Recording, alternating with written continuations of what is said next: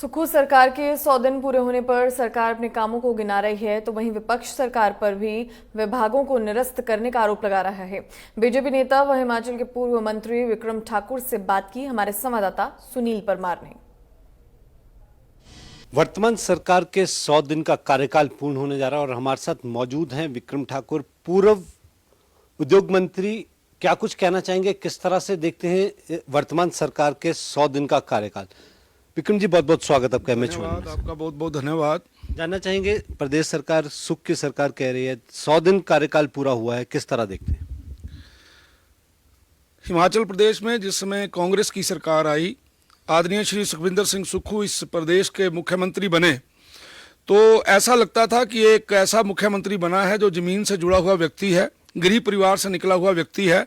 इस हिमाचल प्रदेश में उन्होंने राजनीतिक सफ़र जो है वो अपनी स्टूडेंट ऑर्गेनाइजेशनों से शुरू किया है। सारी चीज़ों को समझने वाले व्यक्ति से यही आशा थी कि प्रदेश को एक अच्छी दिशा की तरफ वो लेके जाएंगे। लेकिन मुझे ये कहते हुए दुख हो रहा है कि पिछले 100 दिनों के कार्यकाल को अगर उनका पढ़ा जाए, देखा जाए, एहसास किया जाए, तो इस 100 दिनों के कार्यकाल के अंदर सबसे बड़ी बात जो देखने में आई है कि चलते इंस्टीट्यूशंस को बंद कर दिया गया है। पूरे हिमाचल प्रदेश के अंदर सैकड़ों इंस्टीट्यूशन जो हैं वो बंद हो गए हैं। इन 100 दिनों के अंदर एक नई बात और देखने में आई है कि कांगड़ा के अंदर जो शीतकालीन प्रवास है उसको बंद किया गया है।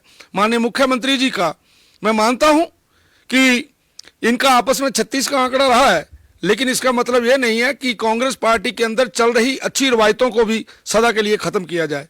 और पिछले 100 दिनों के अंदर हमने यह भी महसूस किया है कि कांगड़ा के साथ भेदभाव हुआ है। कांगड़ा को जिस प्रकार से मंत्री मिलने चाहिए थे वो मंत्री नहीं मिले। और उसके साथ साथ अगर 100 दिनों को पढ़ा जाए, मुझे कोई ऐसा नहीं लगता कि हमें कोई नई चीज़ देखने को मिल रही है। ग्रीन एनर्जी की बात लेके रोज़ सुबह से शाम तक ये बात होती है, लेकिन एक तरफ तो आप चाहते हो कि इलेक्ट्रिकल बसेज यहाँ पे आएँ, और दूसरी तरफ आप ये नहीं बताने में कामयाब हो रहे हो कि वो मैकेनिज्म कैसे तैयार होगा। आपके पास ना कहीं पर इलेक्ट्रिकल चार्जेस हैं, ना आपके पास चार्ज करने के लिए कोई मैकेनिज्म है। और पूरे हिंदुस्तान के अंदर आज की तारीख में भी जहाँ पे इलेक्ट्रिकल बसेस बन रही हैं वो हमारी टोपोग्राफी जैसी है, वैसी कहीं बसेस नहीं बन रही। इसलिए उसको धरातल पे लाने के लिए समय लगेगा। डीजल की बसेज आप लेनी बंद कर दी हैं, तो एचआरटीसी की हालत जो है वो आगे आने वाले दिनों में और ज़्यादा खराब होगी। इस तरीके से आप कहीं भी अगर नज़र दौड़ाएंगे, मुझे ऐसा नहीं लगता पहले दिन से ही वैट लगाना डीजल के ऊपर। अभी ये बात चल रही है कि सेस लगाएंगे पानी के ऊपर, लगाएं, कोई बुरी बात नहीं है, लेकिन आप ये देखिए सेस लगाने से क्या वहाँ के जो प्रोजेक्ट है उनकी व्यवहारिकता रहती है। इसलिए अगर ओवरऑल आप नज़र दौड़ाएंगे तो आप ये देखेंगे जो गारंटियों की बात कही गई थी, उन गारंटियों से किस प्रकार से मुकरा जा रहा है।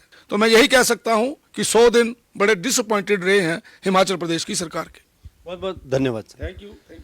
तो साफ तौर पे ये कहा गया है कि जो वर्तमान सरकार के 100 दिन के कार्यकाल पूरा हुआ है वो कहीं ना कहीं निराशाजनक रहा है, क्योंकि जहां एक और करप्शन अगेंस्ट टॉलरेंस जो है 0% रखने की बात की जा रही है, वहीं अगर बात की जाए तो 100 दिनों में एक भी भर्ती जो है वो वर्तमान सरकार सुख की सरकार नहीं कर पाई है। केवल अपनी गारंटियां पूरे करने के लिए प्रयत्न में जो है वो ये सरकार दिख रही है। तो कहीं ना कहीं विपक्ष ने साफ तौर पे कहा है कि ये जो 100 दिन का कार्यकाल रहा है ये निराशाजनक रहा है, चाहे बेशक सरकार अपनी पीठ थपथपा रही हो। मैं अपने सहयोगी पुष्पेंद्र चौधरी के साथ Sunil Parmar, MH one prime, Shimla.